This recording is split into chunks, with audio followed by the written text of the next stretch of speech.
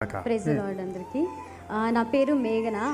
నా సాక్ష్యం ఏంటంటే నేను 2019లో రక్షణ పొందాను.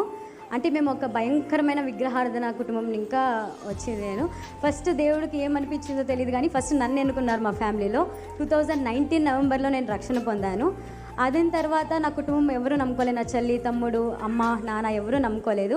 నేను హాస్టల్లో లీవ్స్ వచ్చినా కూడాను హాలిడేస్లో నేను ఇంటికి వెళ్ళేదాన్ని కాదు, ఎందుకంటే అక్కడ ప్రేయర్ చేసుకోవడానికి నాకు అవకాశం దొరకదు. సో అందుకే నేను హాస్టల్లోనే ఉండి ప్రేయర్ చేసేదాన్ని, బైబిల్ చదివేదాన్ని. అండ్ జైపాల్ అంకల్ గారు నాకు ఎలా తెలుసు అంటే రాజన్న ఒక పాట ద్వారంగా నేను దేవుణ్ణి తెలుసుకున్నా. అండ్ నేను వాళ్ళ పాటల ద్వారంగా నేను ఇంకా ఎదిగాను. అదైన తర్వాత ఒకరోజు వాళ్ళ సాక్ష్యము, వాళ్ళ బ్రదర్స్ గురించి, ఫాదర్ గురించి సాక్ష్యం చెప్తుంటే నేను విన్నాను. అప్పుడు జైపాల్ అంకల్ గారు ఒక సాక్ష్యం విన్నాను. అండ్ వాళ్ళ ఒక మెసేజెస్ కూడా చాలా వినేదాన్ని. అప్పుడు ఏం చేసేదానంటే ప్రతిరోజు అంతే నేను కొన్ని టైమ్స్లో కోవిడ్ వచ్చింది కాబట్టి ఇంటికి వెళ్ళాల్సింది. మా అమ్మ, నాన్న అందరూ ఒకలాగా అబ్జర్వ్ చేశారు. మంచిగా ఉంది కానీ చుక్కెట్ ఎందుకు పెట్టుకోవట్లేదు, ఎందుకు దాన్ని చేంజ్ అవుతుంది, చాలా అనిపిస్తుంది, ఎందుకు ఎవరైనా ఏదైనా చెప్పిస్తున్నారా, ఏదైనా నేర్చుకుంటున్నావా అని చాలా వాళ్ళ మాటల ద్వారంగా నాకు బాధ పెట్టారు.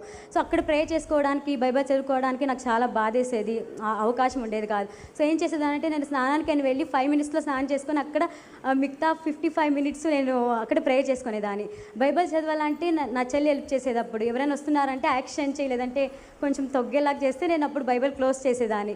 సో అలా చేసేదాన్ని. ఎక్కడైతే నేను లాక్ పెట్టుకొని సో అష్టాంగపడి ప్రేయర్ చేసుకున్నానో ఇప్పుడు అదే ప్లేస్లో నేను, నా చెల్లి, తమ్ముడు అందరూ ప్రేయర్ చేసుకుంటున్నాం, అంటే కుటుంబ ప్రార్థన చేసుకుంటున్నాం. అంటే దేవుడు ఇటువంటి పాపి ప్రార్థన కూడా అలాగే సాక్ష్యం ఏంటంటే ఇది కూడా ఒక సాక్ష్యమే అనుకోవచ్చు, బట్ నాకు అది కూడా సాక్ష్యమే.